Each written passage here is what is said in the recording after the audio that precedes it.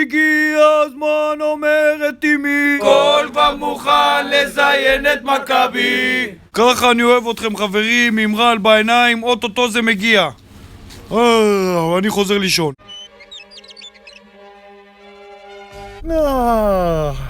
אני חייב לנשנש.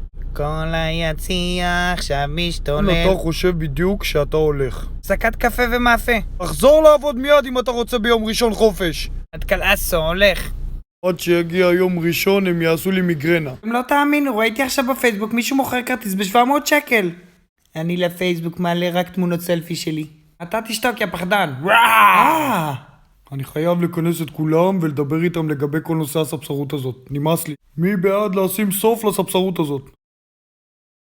חבר'ה, ככה נראה אבוקה צהובה. מי שנתקל בדבר כזה, עוד רובוחלה דרבו, לגמור עליו מיד. חבר'ה, זה משחק עונה עם הרבה כבוד. כולנו באים לעבוד. אל תדליקו את רבי.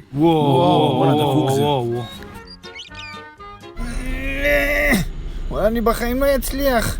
זה ממש קשה. חזק. אני חייב להוריד את הקרס לפני הקיץ.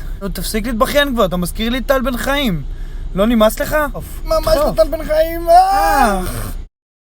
בטטה היית וטל בן חיים נשארת.